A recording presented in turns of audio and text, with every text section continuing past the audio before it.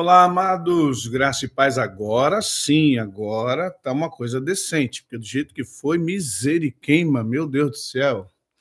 O som aqui aloprou, deu uma aloprada aqui no equipamento, eu não sei o que houve, depois eu descubro, mas tivemos que começar tudo de novo. Eu sei que o som tá bom, porque agora eu dei uma olhada aqui no espelhamento que nós temos aqui.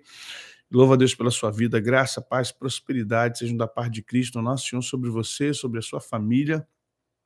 Estamos juntos aqui para mais uma resenha, né, que nós, deixa eu só colocar aqui, mais uma resenha que nós estamos aqui para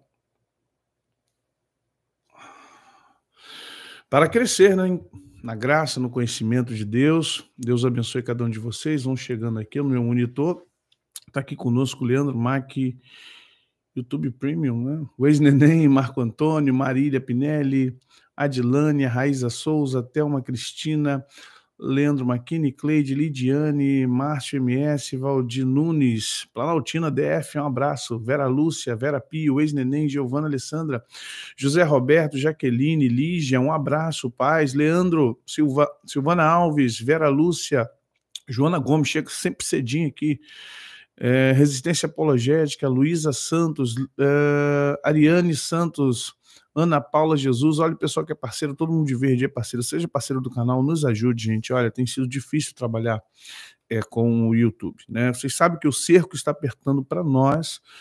Os vídeos que eu estou lançando aqui para vocês, o vídeo de ontem, ele não está sendo monetizado. Ele diz que tem conteúdos que os anunciantes não querem bancar. Então, ele não está sendo monetizado, ele diz que monetização parcial.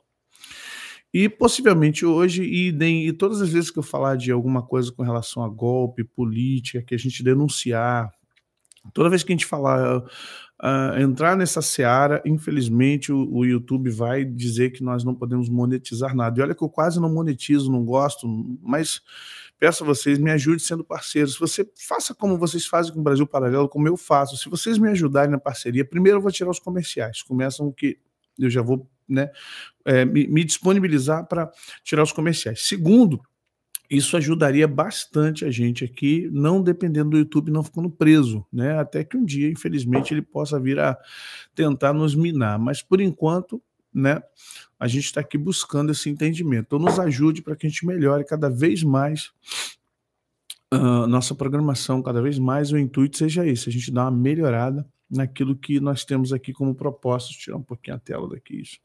Como proposta de trabalho. E se está abençoando a tua vida, deixa seu like, assina a notificação, avisa para as pessoas, diz assim, olha, rapaz, tem um canal ali, um pastor meio doido ali, mas o cara é gente boa. Ele é doido, mas é honesto, viu? O cara fala uns negócios ali que é honesto da parte dele, não está buscando aquilo para ganhar clique ou de alguma forma se dar bem, não. E é aquilo mesmo que ele, é o que ele prega na igreja, é o que ele, quem me acompanha sabe, sabe que a gente é assim mesmo, tá bom? Gislaine, Deus te abençoe. Joana já passou aqui. Vivi, Deus abençoe. Renata Moleiro, Érica Honorato, isso. Deixa eu ler primeiro antes de falar. Deus abençoe. Euclides da Cunha, Sertão Baiano, um abraço aí, pessoal de Euclides da Cunha. Elaine, Isabela, Cristina, gratidão, amém. Resposta de oração, chefe de gabinete Randolph deu dinheiro para a campanha eleitoral. Eu vi ontem. Amém. Amém, Elisama. Deus abençoe. Marta Lara, Alexandre Souza, Maria Marilene, Jesus Souza, Deus abençoe. Johnny Torres, Dias Paz. Olha, gente, você quiser mandar seu áudio para nós, manda aqui, você pode enviar aqui para o 21997624138 e no final da programação a gente vai passar para você aqui, vamos dizer quem é você, vamos ter o prazer de ouvir tua voz, né? Ter o prazer de saber que você está nos ajudando, nos abençoando aqui, tá bom? Estamos em fase de transformação, ainda não somos uma TV, né? Ainda está faltando algumas coisas para a gente chegar a esse nível de TV, mas estamos indo para lá. A fase de equipamento, a gente está montando, são muitos equipamentos, nos aqui são 2 câmeras, tem mais material chegando para nós, microfones, mesa de som, tá? Tudo isso aí faz parte, porque se você se propõe a ser TV, você tem que ter a capacidade de TV. Se você fala que é o canal do Zé Maurício, é canal do Zé Maurício, então qualquer imagem vale, qualquer som vale, qualquer iluminação vale, qualquer programação vale, qualquer conteúdo vale. Apesar que sou chato com isso. Mas, quando a gente fala que é uma TV, então a gente começa a tomar decisões e posições assim são mais importantes para nós, tá? Então a gente procura estar aqui de uma forma um pouquinho melhor. Tá bom, gente? Eu quero pedir a você, vai chegando o áudio aí, vai mandando áudio que a gente vai, ao final, vamos todos ler. Amados, dia 30, não é isso? Acho que é 30 agora de agosto, que é uma segunda-feira, nós estaremos aqui dando um curso, três segundas-feiras sobre espiritualidade e finanças. Eu já tinha dado um curso lá atrás, curso que eu falo que são 2 dias, 3 dias, o pessoal, pastor, vai ser a mesma coisa? Não. A abordagem desse curso na área financeira, a gente tem muito mais a ver com a área espiritual. Você não sabe, mas dinheiro é um assunto altamente espiritual.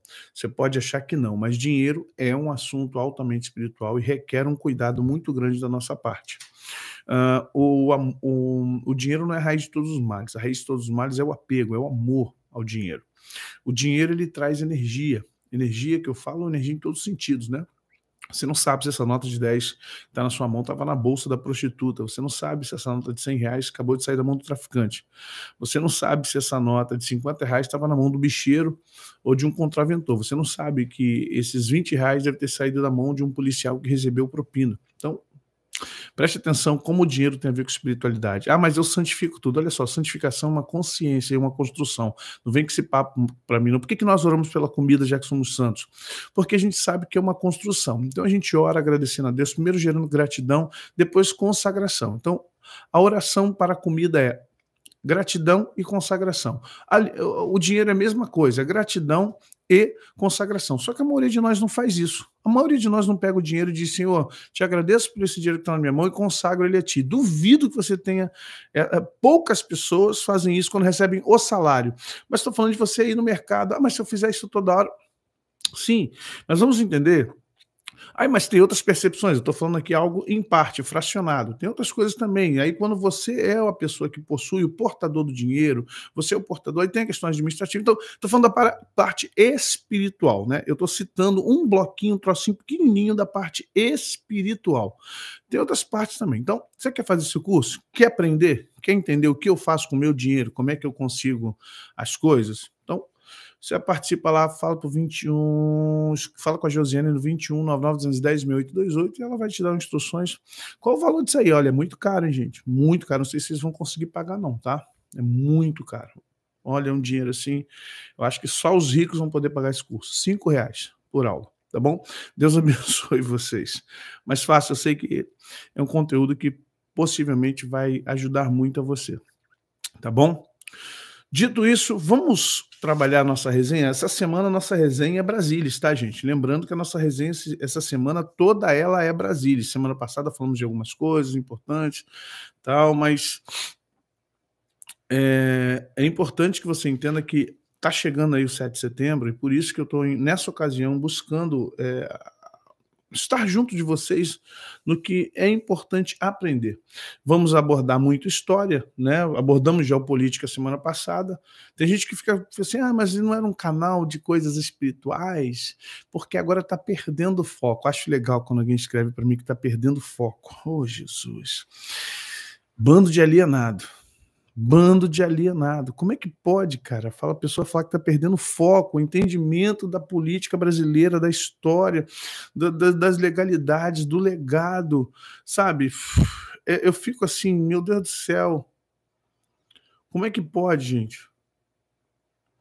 Como é que pode isso? A pessoa, infelizmente, não ter esse comprometimento.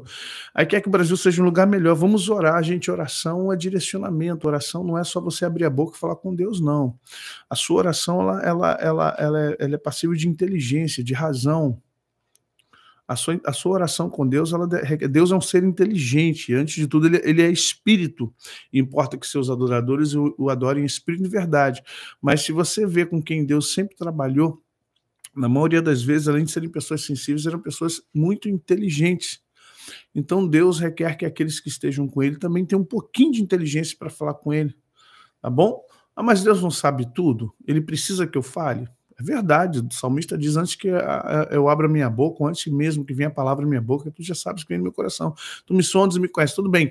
Mas entenda, isso é da natureza de Deus, isso é uma essência de Deus, isso é a soberania de Deus, o que não significa que Deus não quer ter relacionamento de comunicação com você.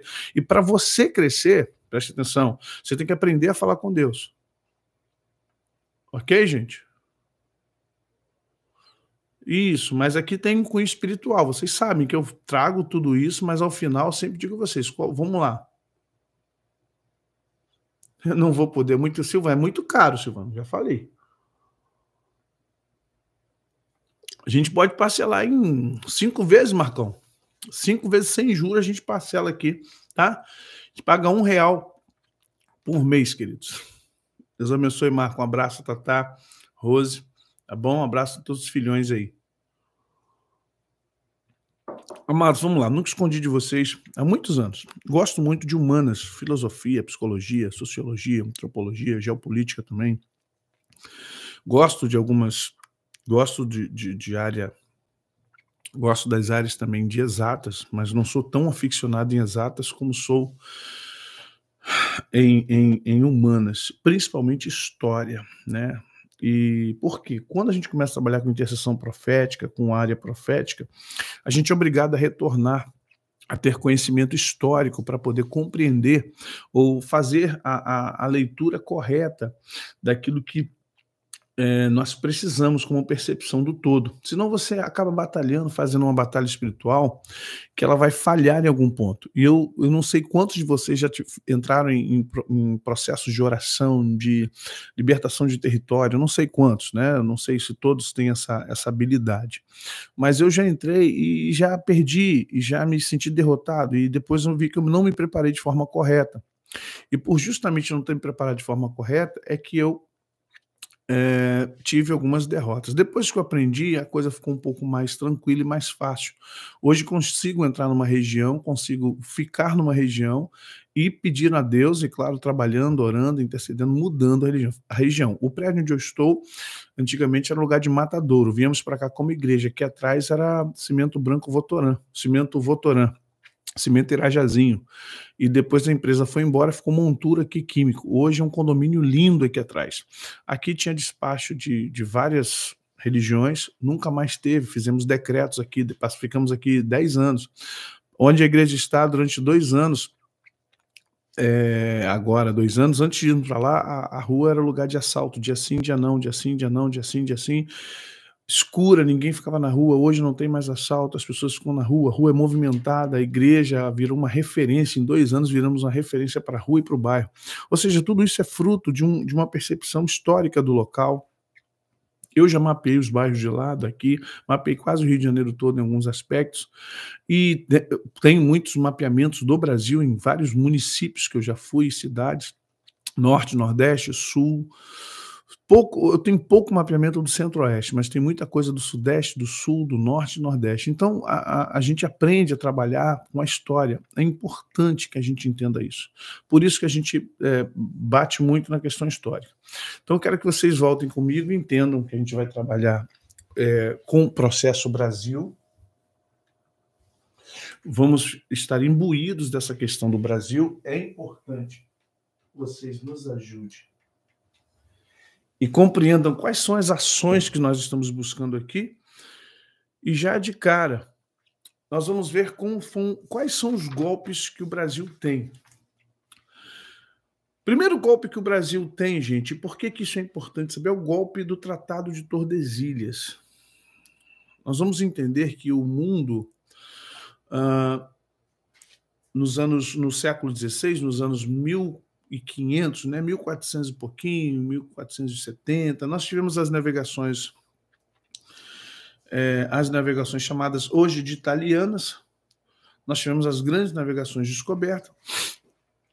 E no século XV para o século XVI, Portugal, Espanha e Inglaterra eram países de proeminência explorativa, ou seja, eram países que estavam pegando os novos mundos. Novos mundos significa a África abaixo do norte, que é onde está o Egito, mas a parte da África abaixo, a Índia, que era pouco conhecida, e o mundo novo, chamado aqui depois de América, né?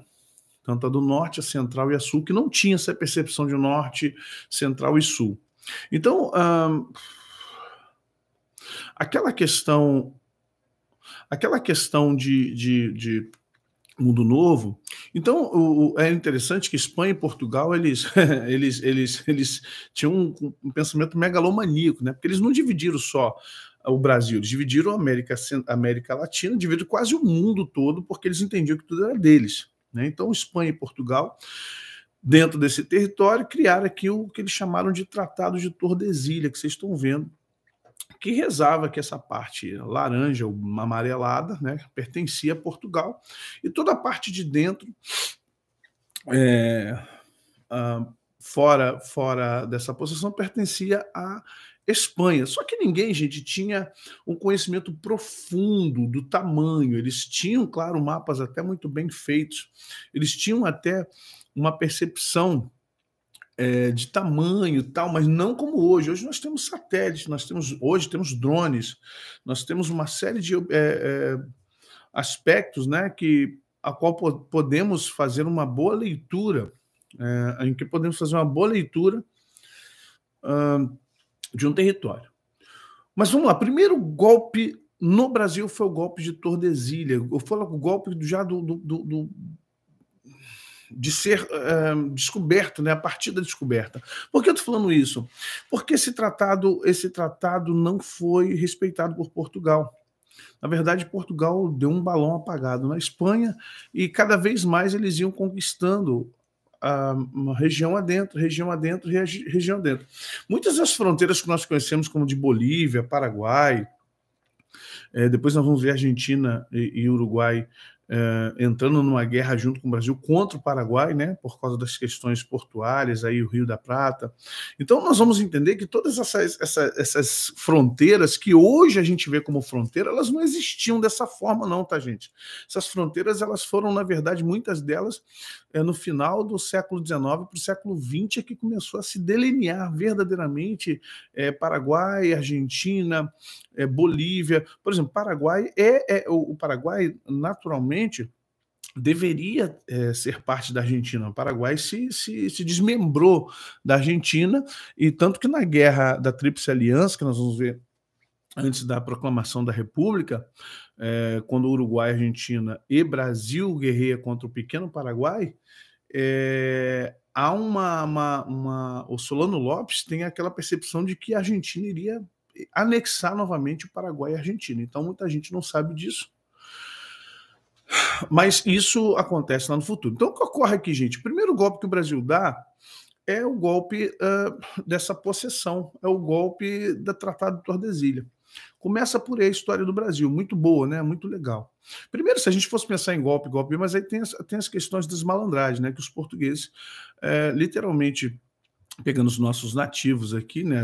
As dezenas de tribos que estavam aqui, os nativos brasileiros, eles são os nativos brasileiros, e tomando deles toda a riqueza, trocando por espelhinho, trazendo doenças, né? Porque a Europa era já um continente muito atacado por uma série de pestilências, por falta de higiene.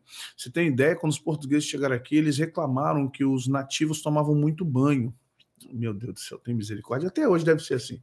Que os nativos, ou seja, os nossos tupis, né, de forma global, eles tomavam muito banho e eles não entendiam isso. Oh, miseriqueima, pai. Então, quando os tupis excessivamente se banhavam, eles entendiam que isso era um problema muito sério, já que eles demoravam, questão também de clima, né, frio.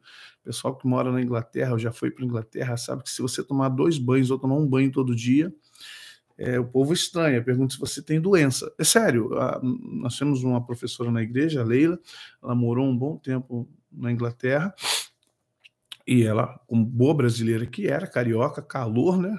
E ela tomava banho todo dia. Um dia a sua anfitriã perguntou para ela se ela tinha algum problema de pele, se ela, alguma coisa assim que eu não lembro agora, e ela falou que ela não tinha problema nenhum de pele, não tinha nenhum problema. Mas aí ela falou, porque ela achava muito estranha, a inglesa, Achou muito estranho ela tomar banho todo dia. Agora você entende porque os perfumes franceses são os mais belos e fortes, né, no seu grau parfum, né? Também pudera. Mas vamos lá, gente. Isso aí é um outro processo que a gente pode estudar em algum dia. Isso, Beth, é isso mesmo.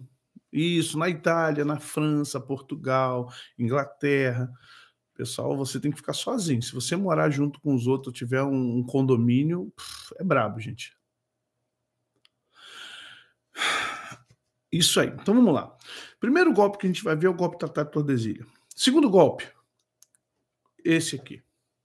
Falei ontem para vocês, né? Segundo golpe foi esse. É o golpe da independência. Gente, essa pintura ela é posterior, deixando bem claro para vocês. Nunca foi desse jeito, nunca foi dessa forma. Na verdade,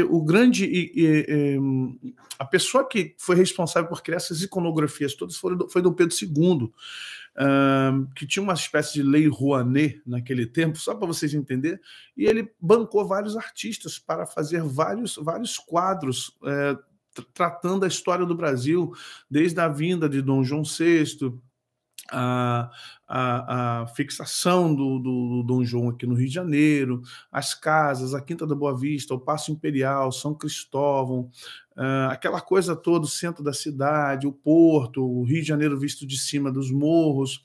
Então, tudo isso aí foi bancado por Dom Pedro II, muito posterior, ou seja, já no século XIX, ou seja, no final do século XIX, que isso aqui também ocorre no século XIX, mas bem no início. Então, o que ocorre é essas iconografias que a gente tem aqui, de hinos e pinturas, na verdade, gente, isso aí não tem nada a ver. Vamos entender que esse golpe é o golpe da independência. Por que tem o golpe da independência, gente? O golpe da independência, eu falei ontem para vocês, quem não assistiu a resenha, quiser entender melhor a resenha de hoje, assista de ontem para não ter que voltar a história todinha. Gente, deixa o like aí para mim, tá bom? Primeiro, Zé Bonifácio, ele fica com Pedro II para educá-lo, porque Pedro I tem que voltar a Portugal. Ele proclama a independência do Brasil, ou seja, não é mais o Brasil, né? Brasil, Portugal, não é mais parte do Império Português, agora é uma nação independente, porém essa nação independente criou a primeira dívida externa do Brasil. Por quê? Portugal exigiu do Brasil 2 milhões de libras esterlinas, tá? Para indenizar, olha bem, indenizar Portugal. Os caras comeram tudo que podiam comer no Brasil. Roubaram, mataram, destruíram, escravizaram, lotearam, extenuaram o Brasil, acabou com as tribos tupis, e ao final, para o Brasil ser livre, o Brasil teve que pegar 2 milhões de libras esterlinas, um dinheiro para aquela época incomensurável, incomensurável. E aí o Brasil pega isso de quem? Da Inglaterra. A Inglaterra banca o Brasil para que o Brasil indenize Portugal, para que Portugal...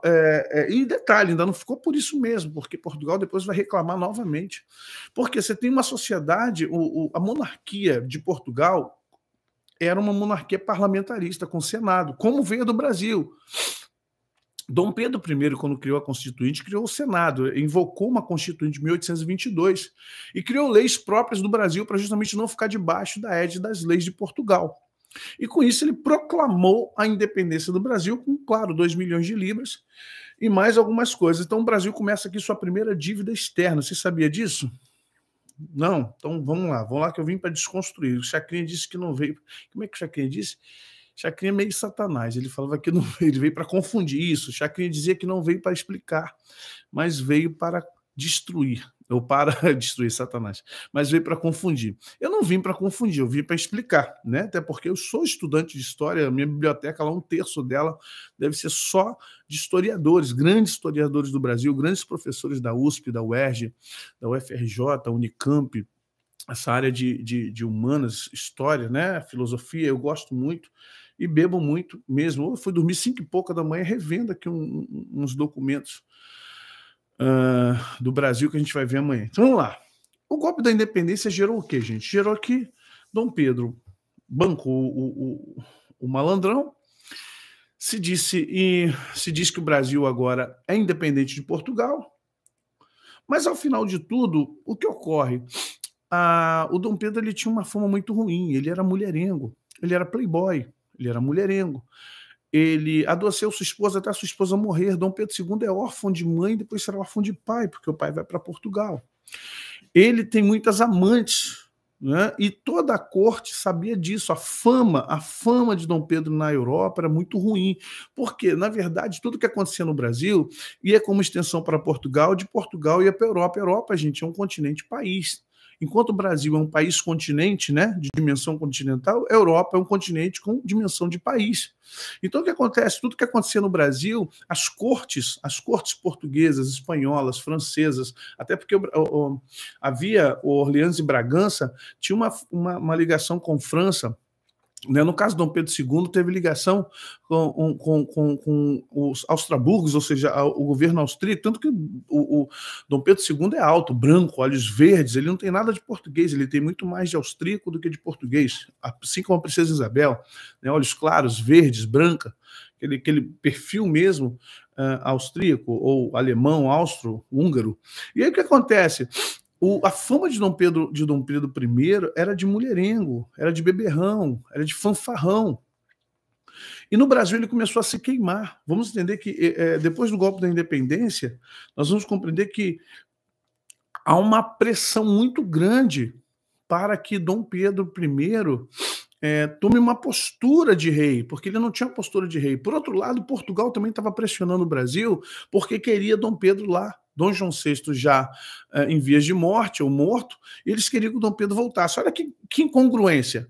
Eu proclamo independência para o Brasil, mas quero que o regente do Brasil, o rei do Brasil, venha reinar em Portugal, porque ele é português. Ele é português, é rei no Brasil, mas é herdeiro também de Portugal. Vocês estão compreendendo isso aí, gente? Gente, cadê o like? Ajuda a gente. Olha como é que é a história do Brasil. Dom Pedro I é português, Dom Pedro II é brasileiro. Então ele precisa voltar. Ele precisa voltar não, perdão. Aí vem o terceiro golpe, gente. É o golpe da abdicação. Vamos entender, ele não queria voltar. Na verdade, para ele seria muito estressante voltar para Portugal.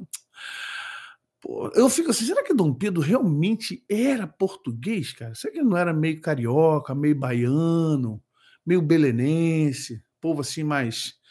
né? Mas calma, o povo, mas calma aí, irmão, pra que essa pressa, cara? Ando devagar, porque já tive pressa, não adianta correr. Sabe, Pedro I, um fanfarrão, um 06 fanfarrão. Só que aí vem, gente, o golpe da abdicação.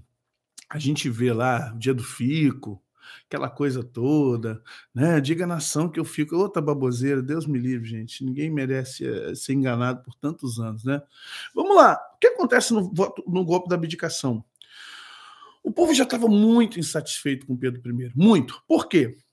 Porque Dom Pedro I ele se cercou de portugueses. Todos os seus ministros, todos os seus conselheiros, todas as pessoas que cercavam ele, todas elas eram de Portugal. Poucos brasileiros cercavam a Dom Pedro. Isso criava uma insatisfação muito grande no Senado e justamente nos constituintes, naqueles que estavam ali, de certa forma, ajudando Dom Pedro a governar, já que a coroa brasileira ela era uma coroa parlamentar. O nome não era esse, mas era uma coroa parlamentar, porque envolvia senadores, envolvia pessoas, os constituintes, envolvia poderes de grandes barões, viscondes, pessoas que tinham influência e que, via de regra, militares que podiam ter partido político, podiam fazer parte de partido, podiam ser afiliados a partidos políticos. Então vamos entender uma coisa. Isso estava criando uma grande desestabilização e aborrecimento ali. O pessoal já não aguentava mais Dom Pedro. Então, as medidas que ele tomava, como é que eu posso dizer? A forma como ele estava governando o Brasil deixou muita gente satisfeita. O que aconteceu? Chegou um momento em que o povo começou a protestar. A política no Brasil sempre foi forte. Gente, vocês não têm noção. O que está acontecendo hoje já acontecia com Dom João. Vocês acreditam que o que hoje está acontecendo hoje, perdão, já acontecia com Dom Pedro I e vai acontecer com Dom Pedro II e vai continuar acontecendo até os dias de hoje. Não tem nenhuma novidade. Como diz Cazuza em uma das suas músicas, eu vejo um museu de grandes novidades, porque não tem. Não há novidade, gente. Preste atenção no que está correndo aqui. Dom Pedro agora simplesmente vai sofrer um motim, a começar pelo exército. O exército vai apoiar o povo lá no Paço Imperial, aqui chamado o bairro aqui de São Cristóvão, Quinta da Boa Vista, Paço Imperial, aquela região toda ali, onde ficava justamente as instalações da monarquia, dentre outros lugares, como Petrópolis e Friburgo, Nova Friburgo. Então vamos entender, mas ali o povo se reuniu durante dias, porque Dom Pedro foi a Minas para tentar ganhar apoio, porque ele estava preocupado com o Rio de Janeiro. Entenda que dentro do contexto de Dom Pedro, muitas revoltas aconteciam nas províncias, no norte, no nordeste, no sul, o pessoal gaúcho aí sempre quis ser um país. É interessante a gente ler a história do Rio Grande do Sul. O Rio Grande do Sul sempre quis ser um país. E havia aqui um certo medo de algumas pessoas poderosas no Brasil, principalmente o pessoal da maçonaria, o pessoal que tinha um pouquinho mais de razão nesse sentido, de que o Brasil sofresse um problema, um processo igualzinho aos Estados Unidos. A independência dos Estados Unidos ocorreu de forma republicana, mas foi federativa, ou seja, cada estado foi ocupando foi criando a sua independência. A independência dos Estados Unidos ocorreu de forma global, ela foi ocorrendo de forma estadual ou provincial. Então o medo era que, pelo menos nos Estados Unidos, ficou uma nação, ainda que independente nos seus estados em alguns processos da legislação, mas ficaram juntos. O medo era que no Brasil acontecesse o que aconteceu, por exemplo, no Paraguai, ao sair do contexto argentino. Ok? Esse era o receio. Então, as pessoas começaram a ficar insatisfeitas e muitas revoltas, muitas guerras, muitas... como é que a gente fala? Muitas revoltas internas provincianas começaram a acontecer. Isso criou uma satisfação muito grande com Dom Pedro. Dom Pedro, então, é levado a um amotinamento em frente, inclusive pelos seus generais. Qual o general que estava aqui? Se você olhar, o general Francisco de Lima e Silva, que é o pai do Luiz, né, o Duque de Caxias, foi o que trouxe para ele um documento de abdicação. Ou seja, te ensinaram que Dom Pedro, honrosamente, dignamente, fez um documento, não é isso? Ele foi lá e fez um documento muito bacana, né? E assinou esse documento abdicando do seu trono, da sua coroa, para o seu querido filho, Pedro II, quando, na verdade, não foi nada disso. Na verdade, ele foi forçado, né? E o portador disso foi justamente o general Francisco de Lima e Silva, pai de Luiz de Lima e Silva, que é o Duque de Caxias. Isso foi dia 7 de abril de 1831, quando ele teve que assinar e foi forçado a abdicar. O que ele aproveitou? Aproveitou que já Portugal o queria nas terras lusitanas e sai para ir a Portugal, só que ele morre alguns anos depois e não é rei, não é príncipe regente, e fica aqui Pedro II para ser, de alguma forma, educado com um processo monárquico com regências. Isso é o Brasil. Vocês estão entendendo, gente? Vocês estão compreendendo isso? Deixa eu voltar aqui, eu pulei um slidezinho aqui, eu trouxe slide só para a gente entender. Gente, olha que interessante, só um interessante aqui. Os primeiros países a reconhecerem a independência do Brasil foram os Estados Unidos e México. Logo, Portugal exigiu o pagamento de 2 milhões de libras esterlinas para reconhecer a independência da sua ex-colônia. Dessa forma, sem esse dinheiro, Dom Pedro recorreu a um empréstimo à Inglaterra. Foi o início da história da nossa dívida externa. Ok, gente? Então, o que acontece? Fica, então, aqui agora, golpe do Tratado de Tordesilha, golpe da independência, golpe da abdicação. Por que a gente chama de golpe? Porque não foi uma atitude, queridos, não foi uma atitude construída. Foi algo que, infelizmente, teve ações orquestradas intrusivas. Foram, na verdade, processos em que pessoas conspiraram contra o poder local. E aí vamos entender quem é o grande conspirador. Vamos para a área espiritual. Quem é o grande conspirador da Bíblia? Quem a Bíblia trata como o principal conspirador? Você vai ver Isaías 14, Ezequiel 28. Não é isso? Estrela da manhã, filho da alva, tu que debilitava as nações, colocou no teu coração dizendo assim: irei às mais altas nuvens, farei um trono semelhante ao Altíssimo. Quem é o grande conspirador? Então vamos entender por que a gente está batendo nessa questão aqui do Brasil conspirador. Porque o Brasil é um país de conspiração, gente. O Brasil nasceu em golpe, foi estruturado em golpe porque aprendeu com Portugal. Portugal nasceu de uma concessão de território espanhol, do Reino de Castela. Você vê que Portugal ele está ilhado ali, ele está dentro no Estreito de Gibraltar, no Istmo, virado para o Oceano Atlântico, mas por trás ele está dentro do território espanhol. Então vamos entender o que está acontecendo aqui conosco. O Brasil nasceu num processo histórico e, infelizmente, algo vai ter que acontecer conosco espiritualmente para que seja quebrado todo esse processo que nós temos, infelizmente, de ser um país de golpes.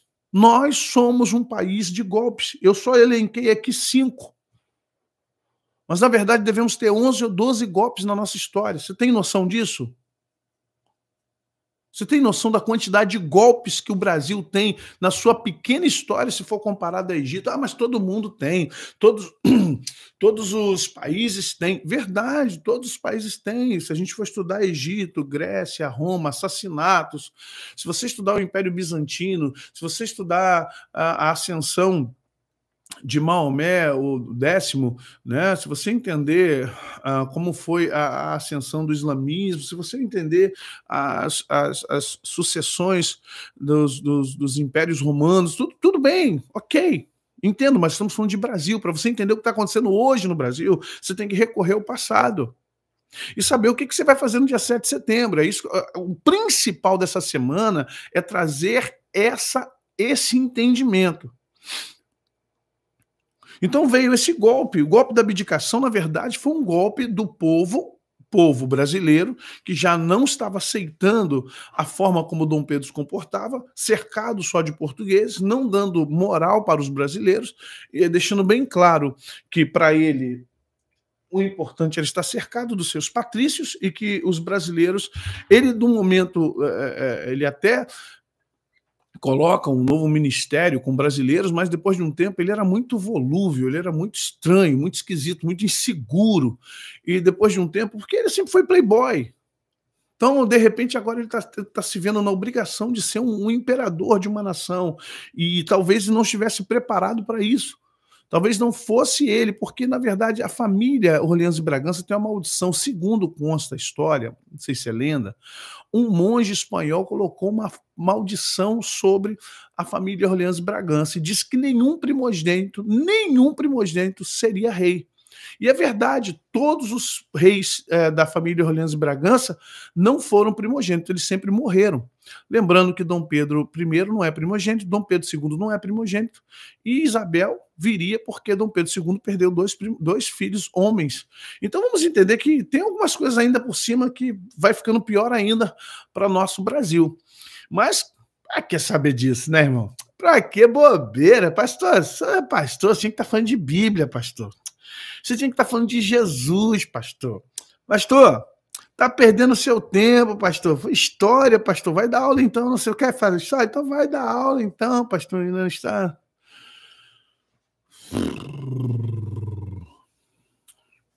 O João Maurício, os idiomas todos são de ordem latina e cada um foi desenvolvendo a sua forma. A Itália ficou mais próxima do latim, o francês desenvolveu com outro tipo de aspecto, a Espanha também e Portugal também. Então nós tivemos, foi um desenvolvimento de séculos, tá?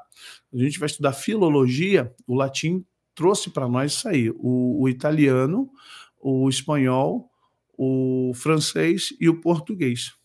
Isso foi ao longo do tempo foi se acentuando, até porque a língua ela é uma identificação de uma nação. Então, quanto mais a língua for sui generis para uma nação, mais identificada ela é.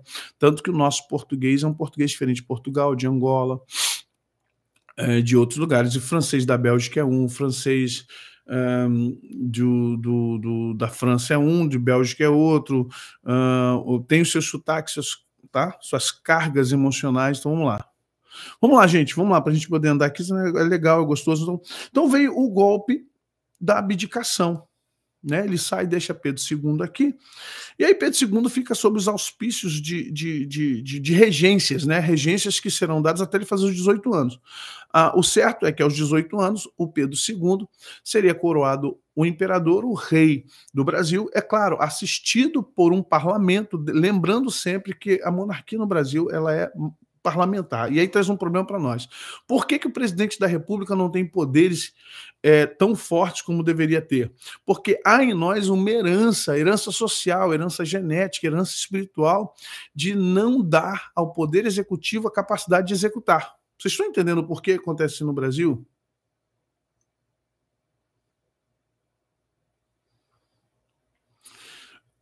Quando a gente vai estudar história, você fala assim, gente, é verdade, a história se repete, gente.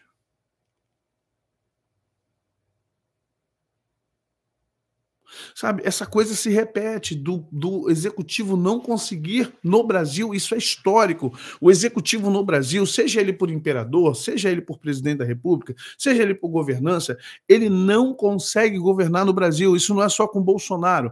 Mas como é que o Lula conseguiu? Corrupção. Como é que Dilma conseguiu? Corrupção. Como é que o Fernando Henrique conseguiu? Corrupção. Todos os governantes no Brasil que conseguem governar com certa estabilidade é porque abriu a porteira, é porque deu poderes, é porque de alguma forma liberou ministério, deu grana, deu verba, fez coisas que esses partidos queriam. O Brasil sempre teve os conservadores e o Brasil sempre teve os liberais, sempre teve a ala conservadora e liberal. Só que entenda, todos eles no final das contas era farinha do mesmo saco, porque todos eles queriam alguma coisa do imperador, todos eles queriam alguma coisa do rei, todos eles queriam alguma coisa da corte, gente. Todos eles queriam alguma coisa da corte. Uma hora eram os liberais, uma hora eram os conservadores, mas eles sempre iriam perturbar o Dom Pedro I, Dom Pedro II, Dom João VI, não importa. A partir de Dom Pedro I, Dom João VI não, ainda é Portugal, é Reino Unido de Portugal. Mas vamos compreender que isso vai ocorrer muito, gente. Dom Pedro I fica 9 anos como príncipe regente, como uma espécie de rei, não é tão rei não é, imperador não é, mas está ali e deixa seu filho. O que acontece? Com 5 anos de idade ele deixa um órfão. Gente, olha que situação. Agora eu quero rapidamente, com 43 minutos não tem nada rapidamente, vamos lá. Dom Pedro II, gente, eu quero que vocês entendam agora, vamos do ponto de vista psicológico, vamos partir um pouquinho só para psicologia. Menino de 5 anos, sem mãe, que a mãe morreu porque o pai adúltero conseguiu infernizar a vida da mãe de Dom Pedro e ela veio a falecer. Então ele é um menino de 5 anos, órfão. Tá vendo essa foto dele brincando com um tambor, com o símbolo do império? E Dom Pedro I vai para Portugal tentar atender aos anseios da corte portuguesa. Vamos lá, gente. Esse menino, na verdade, ele vai ter como tutor o Zé Bonifácio de Andrada, 33º grau da maçonaria, e vai ter alguns professores e regentes, pessoas que vão reger o Brasil até que ele faça 18 anos na sua maioridade. Só que nesse ínter, gente, o que está acontecendo no Brasil é que o Brasil está cheio de revoltas. Tá? É cabanagem, é balaiada, é farrapos. Isso está acontecendo, vai acontecer ao longo da história. E o que acontece? Então, o Senado, o pessoal da Constituinte, os que tinham interesse em que houvesse uma figura central na governança do Brasil, faz o quê? Traz o golpe da maioridade. E é chamado de golpe historicamente mesmo. Então, o que eles fazem? Eles geram uma lei dando a Pedro II, com quase 14 anos, a maioridade para que ele seja governante do Brasil. E com 14 anos ele é reconhecido como imperador, com 15 ele é coroado. Só que ele é um menino velho. Segundo a história, diz que ele com 12, 13 anos não gostava de festa, falava 17 idiomas, era botânico, químico, gostava de matemática, o cara era um gênio. Pedro II era um gênio, dado à arte, cultura Era uma pessoa extremamente melancólica, deprimida, porque ausência paterna, ausência materna, criado por estranhos. Esse foi o nosso imperador que governou por 49 anos, 3 meses e 22 dias no Brasil. Você entende isso? Claro, o sangue, a genética austro-húngaro, né, com certeza, fez dele alguém diferente. Então, ele era um menino branco de olhos verdes num país de miscigenados, né, de lusitanos, amarelos, índios, negros, mulatos. Então, ele não gostava de festa, ele não ficava nas festas. As festas das cortes brasileiras eram mal faladas na Europa, porque serviam comida fria, ele não ria, ele não falava, ele só acenava aos relatos dos condes, dos marqueses que vinham de outros países, dos representantes das nações europeias quando vinham aqui, ou vinham dos Estados Unidos. Quando davam as festas no Brasil, ele era frio, ele não conversava, ele não ria, ele só olhava, ele encarava as pessoas, meio autista, sabe? Com todo respeito, tá, gente? Eu tô aqui zombando disso, não. Tô falando o aspecto. O espectro autista nele era muito inteligente, mas não lidava bem com isso. Aos 20 anos, separaram uma esposa para ele. Olha o problema. O cara tinha que casar. Foram arrumar uma esposa para ele na Europa. Foi difícil arrumar esposa para Dom Pedro II. Gente, vocês não têm noção da dificuldade que foi para arrumar esposa para o Dom Pedro. Por quê? Porque por causa do pai dele, ninguém queria dar, nenhum rei queria dar sua filha para casar com Pedro II. Por causa do Pedro I. As cortes se falavam, gente. E o que acontece? O medo de qualquer rei na Europa, primeiro, quem era o Brasil? Brasil era quintal de Europa, Brasil era quintal de Portugal, é um terceiro mundo. Então, quem queria dar sua filha para ser rei no Brasil, para ser rainha, perdão, no Brasil? Qual é o rei que queria fazer aliança com o Brasil com um príncipe esquisito? Imagine isso, como é que você vai pegar sua filha? Você é um rei lá da Espanha, de Castela, você é um rei de França, você é um rei na Inglaterra, ou você é rei na Península Ibérica, você é rei, sabe? Vamos ver, né? Então, preste atenção. Aí vem o quê? Escolhem a filha da princesa de um condado italiano, gente. Olha, das duas... Detalhe, não é nem... Como é que eu posso dizer assim? Não é nem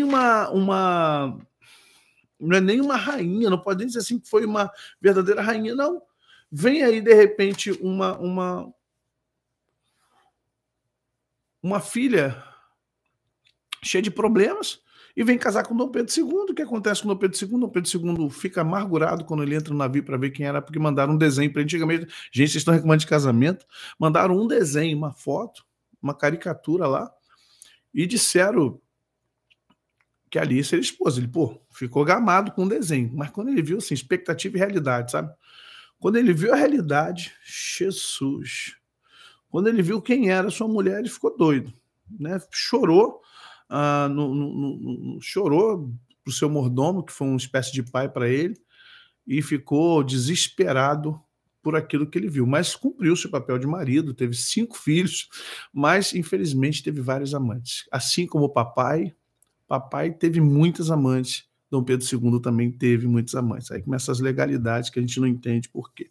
Com aquela carinha de sonso, de tonto, de menino bonito, mas teve muitas amantes, não deixou de ser o rei, não deixou de ter a esposa, mas infelizmente houve algumas amantes. Teve uma que ele foi amante dela durante 33 anos,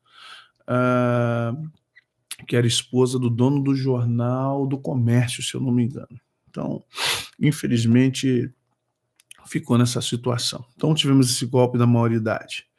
Por fim, agora vamos fechar o golpe da República. A República não foi proclamada, gente. O que aconteceu com o Brasil? No Brasil, o que ocorreu? Sim, isso aqui foi o passo imperial, o pessoal querendo que o Dom Pedro fosse embora, né? Mete o pé, Dom Pedro I, deixa o teu filho aí. Então os militares foram lá e entregaram a ele a carta de abdicação para ele se abdicar ao filho dele. Aí nós vamos ter aqui uma situação muito complicada no Brasil. Qual é a situação complicada no Brasil? Gente, o Brasil, o que nós somos hoje, essa oligarquia, ela é velha, gente. É velha, o agro é pop. Gente, eu acho que o Brasil hoje ainda é dominado pelo agronegócio. O Brasil só sobrevive hoje pelo agronegócio. O Bolsonaro está na mão do pessoal do agronegócio. Gente, vocês entendem isso?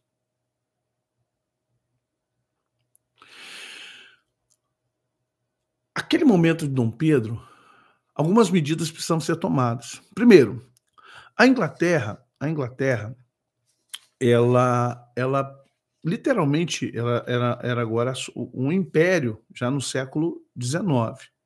Então ela entrou na industrialização, houve uma grande revolução da industrialização. E a Inglaterra estava industrializando a Europa, não só o seu próprio país, o Reino Unido, mas a Europa. O que ocorre, então? Ela vai e promulga uma lei para que todos que fizessem parte desse tratado, acabando com a escravidão, acabando com o comércio escravo, acabando com todo tipo de processo da escravatura. Ou seja, não haveria mais escravos, não haveria mais navios negreiros, não haveria mais compra de escravo. Então o Brasil estava dentro desse contexto, junto com Portugal, junto com parte da Europa, Estados Unidos. Então todo mundo concordou, a América Latina concordaram que iriam acabar com a questão da escravatura, até porque, entenda, a modernização, a industrialização precisava de mão de obra qualificada, e mão de obra qualificada deveria ganhar alguma coisa. Então a escravatura ela é um antagônico ao crescimento econômico da industrialização. Então não poderia haver mais escravidão, não seria bom para um processo de modernização. Só que o Brasil sempre foi arcaico. O Brasil ele sempre foi comandado por donos de latifúndio, o Brasil sempre foi mandado por fazendeiros, por criadores de gado, café com leite, a política do café com leite você vai ver lá na Primeira República. Então vamos entender que esse povo era o povo que mandava no Brasil, que tinha riqueza no Brasil, então eles pressionavam Pedro II. Pedro II ele tinha duas, ele era ambíguo, ele tinha duas faces. Ele era anti-escravagista, ele era intelectual, ele era sensível, ele era inteligente, ele queria liberar os escravos. No palácio não tinha nenhum escravo, todos eram forreados, não tinha nenhum escravo trabalhando no palácio do governo, mas ele não conseguia fazer com que a abolição da escravatura viesse. O que acontece? Ele não consegue impedir, inclusive, que depois que o Brasil assina o tratado de não haver, a compra de escravos, o Brasil volta a fazer isso de forma ilegal. E a Inglaterra vem aqui, gente, na Baía de Guanabara, com canhões apontados nos seus navios para o Brasil, ameaçar o Brasil, que se viesse navios negreiros para o Brasil, a Inglaterra estaria usando seus canhões contra o Império Brasileiro ou à frente ali do Rio de Janeiro. Por quê? Isso um pouco antes, isso foi uma humilhação muito grande. Gente, isso foi uma humilhação tremenda, foi uma vergonha alheia internacional. A Inglaterra colocando navios aqui na Baía de Guanabara, apontando para o Brasil e dizendo o seguinte: se vocês receberem mais um navio de escravos, nós vamos bombardear este país.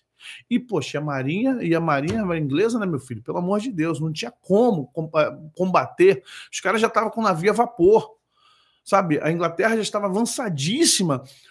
E aí foi uma humilhação. Pedro II teve que se retratar. Mas por que ele fez isso? Porque ele, infelizmente, ele estava na mão da oligarquia, ele estava na mão do monopólio, gente. Aí você tinha fazendeiros, agricultores, pecuaristas, donos de latifúndio que precisavam muito dos escravos, porque eles investiram muitos réis naquele tempo com os escravos. Daí vem o movimento abolicionista estava muito grande, os Estados Unidos já estava em guerra civil por causa dos escravos, ninguém queria mais, sabe? Veio um movimento mundial de acabar com a escravidão, de não querer mais a escravidão, gente. E aí o que acontece? O Brasil está sendo pressionado, a Inglaterra está pressionando, os Estados Unidos está pressionando, o mundo todo está pressionando.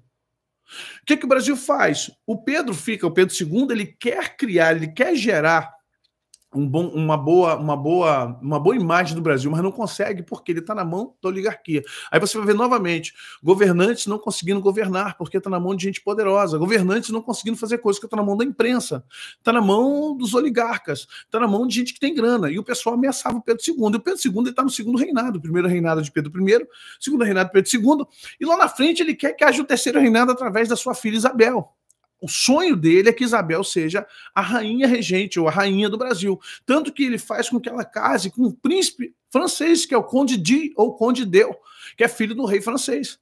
Então, quando há esse casamento, ele já prepara tudo para que a Isabel consiga ser rainha junto com o Conde de, assim como Elizabeth, na Inglaterra. Só que o que acontece? A pressão é muito grande. E aí o que eles vão fazendo? Eles precisam, os abolicionistas estão batendo no pé, estão ali em cima.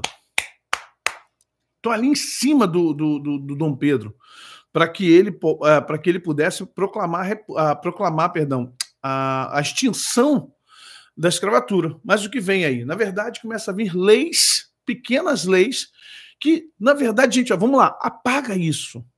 Lei do ventre livre, né? A lei do ventre livre, aí pelo Visconde de Mauá, o pai do Barão de Mauá. Esse é o Visconde de Mauá, o pai do Barão de Mauá. Deixa eu explicar uma coisa para vocês sobre a lei do ventre livre. Crianças que nasceram, vamos lá, deixa eu ver aqui, direitinho para não... Crianças que nasceram a partir de 28 de setembro de 1871 passam a ser livres. Mentira, mentira. Primeiro, crianças que nascem a partir do dia 28 de setembro de 1871, na lei do ventre livre, elas só poderiam ser libertas a partir dos 8 anos de idade. Mas se o dono de escravos libertasse a criança com 8 anos de idade, o governo teria que indenizar esse dono de escravo com R$600, que era dinheiro pra caramba, acrescido de juros anuais. Ou, isso é lei, tá, gente? Ou ele poderia libertar sem ônus nenhum do governo para com o dono de escravo aos 21 anos de idade. Cadê a lei do ventre livre, gente? Cadê a lei do ventre livre? Ou seja, a lei do ventre livre, como as leis no Brasil, é para inglês ver, foi para inglês ver mesmo, foi para apaziguar a Inglaterra na pressão e, ao mesmo tempo, não dar a insatisfação aos grandes oligarcas aqui do Brasil. Então criou-se a lei do ventre livre. Só que a criança seria liberta com 8 anos de idade. Detalhe, uma criança vai ficar onde sem mãe? A maioria dos donos de escravo preferiam ficar com o cara até os 21 anos, ou com ela, com ele, até os 21 anos de idade. Ou seja, até os 21 anos de idade, se não tivesse morto, estava escangalhado, arrebentado, sem dente, chicoteado, chibatado, subnutrido. Você entende? Depois veio a lei do sexagenário, em 1885, na mesma época, 28 de setembro de 1885. Só que qual escravo que chega com 60 anos, gente? Qual escravo? A maioria dos escravos morriam antes disso, gente. Ou seja, essas duas leis eram para atrasar a verdadeira lei que deveria ser a de extinção da escravatura como um todo. Era o clamor do mundo, era o que todo mundo queria para que o processo da industrialização na Europa e no resto do mundo, como nos Estados Unidos começou a ligar o país imenso com estrada de ferro. Você vê a história dos cowboys, ou seja, o oeste ligado ao leste, o norte sendo ligado ao sul através das estradas de ferro, gente, através dos navios a vapor. Ou seja, o mundo estava se industrializando, mas o Brasil ainda estava debaixo desse clamor, gente, infelizmente, sabe, era um golpe contra a abolição. Isso, na verdade, essas duas leis não foram para ajudar. Esquece que lei do ventre livre e que a lei do sexagenário foi, tadinho, eles pelo menos fizeram alguma, fizeram nada. Essas leis vieram para puxar o freio de mão da libertação dos escravos, gente. Ok? Aí o que acontece? Olha que interessante. A gente vai pular rapidamente aqui. Eles não queriam... A desculpa de Dom Pedro I, Dom Pedro II, é que se ele fizesse uma libertação naqueles momentos, o Brasil entraria numa guerra. Ele era muito pacifista. E que o Brasil entraria numa guerra à semelhança dos Estados Unidos, da Guerra Civil no Haiti, que quem proclamou a República no Haiti foram os escravos, os haitianos. E agora você vê, né, como é que é o Sul e como é que é o Haiti, cheio de maldição. Gente, todo lugar que tem golpe é maldito. Todo lugar que tem revolta é maldito. Todo lugar que tem revolução, rebeliosidade é maldito. Presta atenção, gente.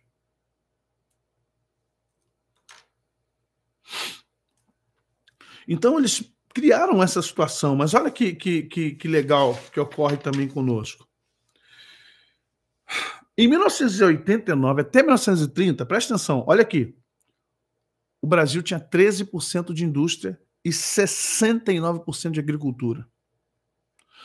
em 1889, um ano depois da proclamação da República, até 1930, o Brasil tinha 13% do país industrializado e 67% de agricultura. Como é que um país desse... Agora vocês vão entender uma coisa muito interessante para nós. Por que estamos na mão da China? Por que estamos na mão? Porque o Brasil não é um país tecnológico. O Brasil ainda em 2021 é um país agrícola. O Brasil é um país agrícola até hoje, por isso que a China quer isso aqui como uma fazenda. Nós dependemos das tecnologias estrangeiras, porque o Brasil, desde o século XIX, nunca investiu em tecnologia. Quando todo mundo estava buscando a luz, o telefone, estava buscando a indústria, as máquinas de vapores, o Barão de Rio Branco aqui, o Irineu Evangelista, infelizmente, Dom Pedro não gostava dele, porque as ideias do cara eram justamente sair da escravidão e ir para a industrialização. Então, Visconde de Mauá, perdão, Barão do Rio Branco, ó. Visconde de Mauá, Irineu Evangelista. Quando o Irineu Evangelista vem com essa reforma toda, essa revolução de criar trem, máquinas a vapor no Rio de Janeiro, Dom Pedro fica louco, Dom Pedro fica doente. Por que Dom Pedro fica doente? Porque é justamente isso que a Europa estava fazendo, é justamente o que os Estados Unidos está fazendo, é justamente o que o mundo está fazendo, se modernizando, se industrializando. E o Brasil não podia, porque os donos de São Paulo e Minas Gerais, principalmente São Paulo e Minas, eles mandavam no Brasil na questão financeira e agrícola. Vocês estão entendendo? Aí vamos lá para a gente fechar. Meu Deus, acabou o horário. Acho que vou deixar para amanhã. Posso deixar para amanhã ou termino agora, gente? Fala aí que eu paro agora. Vamos lá. Deixa eu pelo menos encerrar isso aqui. A proclamação da República, gente,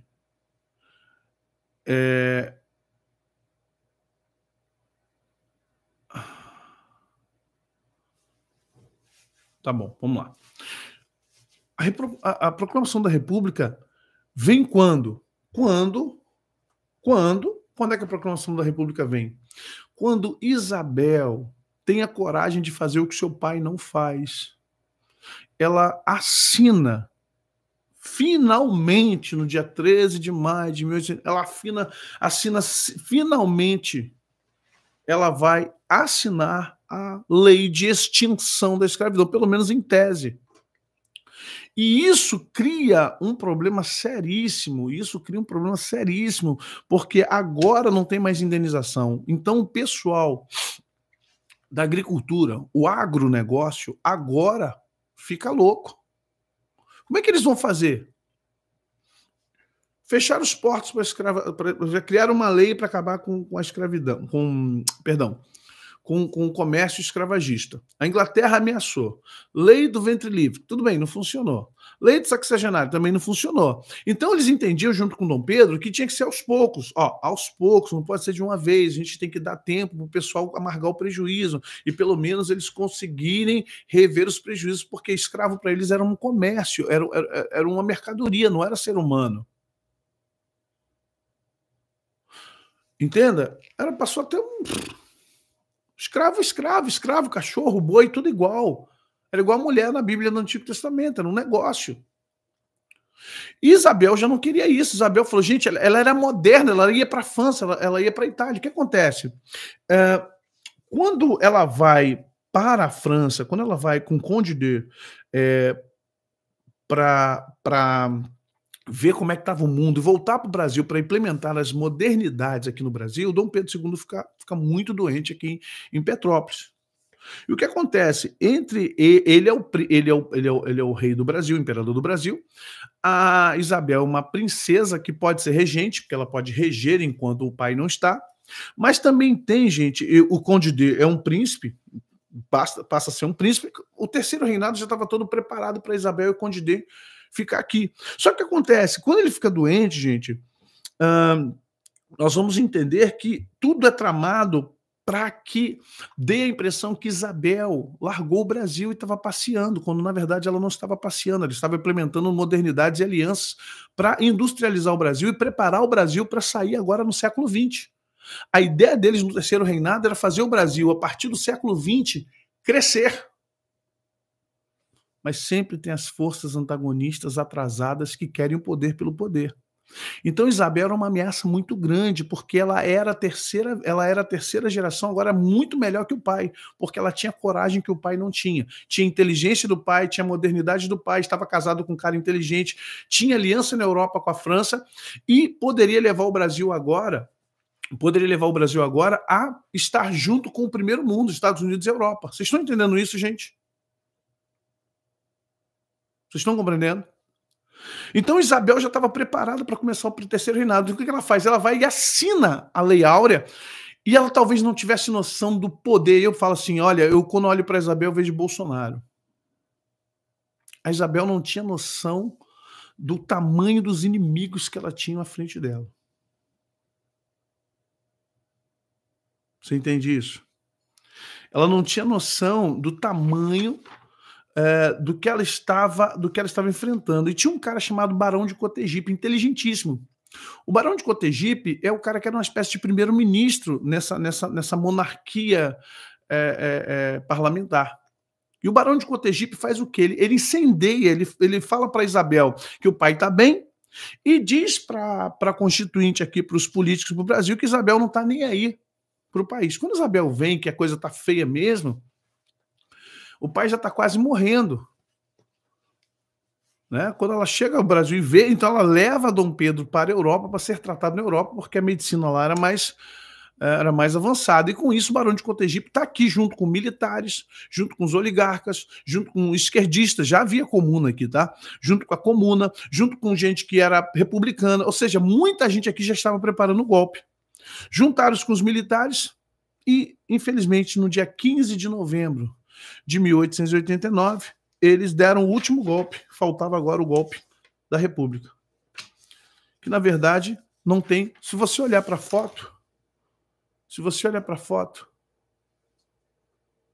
aqui está Isabel com o Conde D e seus filhos, né, já preparando para seu terceiro reinado.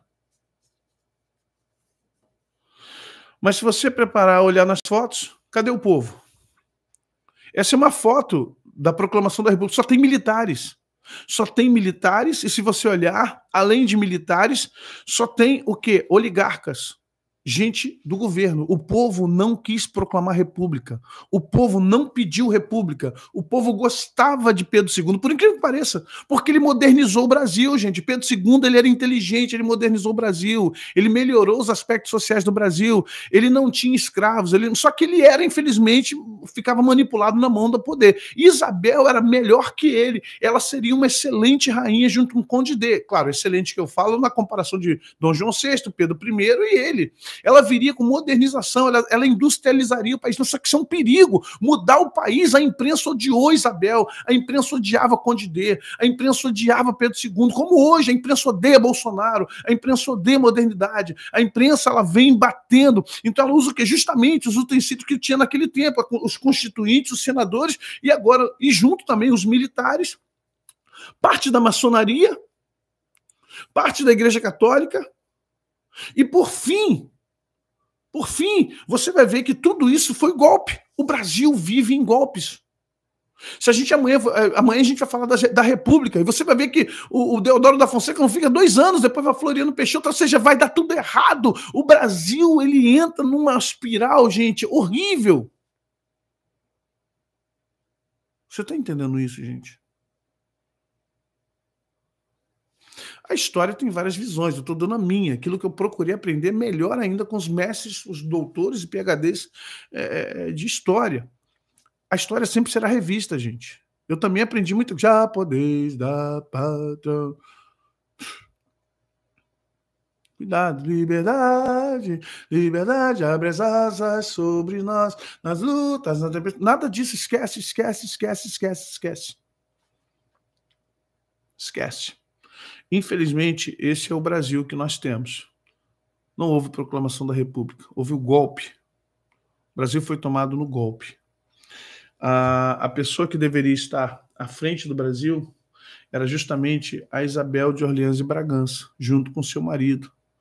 Ela estava preparada, foi preparada à semelhança do pai, com uma cultura vastíssima. Ela era uma mulher que tinha capacidade e coragem, pois para assinar a Lei Áurea ela assinou sem o pai. Ela era regente na época. E ela falou, vou assinar. E botou para cima dos caras. Só que, infelizmente, o Brasil é feito disso aí, gente. Amados, vamos orar? Vamos orar não, eu tenho aqui, deixa eu ver aqui. Amém, gente? Vocês estão gostando? Então, tá meio assim, pastor, você está virando professor de história? Não, gente, eu amo história. Já falei para vocês que eu sou um cara vidrado em história, né? Primeiro, começo por aí, sou vidradão na história. Segundo, para se fazer uma leitura espiritual de um país, gente, não tem como você fazer essa leitura sem um entendimento histórico. Eu preciso entender as legalidades. O mundo espiritual, o tempo é, nunca foi e nunca será. Lembre-se disso. Tá? O mundo espiritual, o tempo nunca foi e nunca será. O tempo é. Então, para nós, passou 100 anos, 200 anos, 160 anos, mas para o mundo espiritual, isso está acontecendo ainda. Em concomitância, em paralelo com o nosso. É um tempo após o outro. É um tempo juntado ao outro. Então, nós precisamos tratar dessas coisas, precisamos viver melhor essas coisas. Entender que hoje o que nós vivemos com os governos de agora, ele só é reflexo de décadas e século. Tá bom? Vamos ver quem está aqui conosco? Deixa eu ver quem está aqui. Oi, pastor José Maurício. Oi. Aqui é Cleício Marge, Nova Lacerda. Nova Lacerda. A sua resenha é uma benção. Aprendi muito com vocês.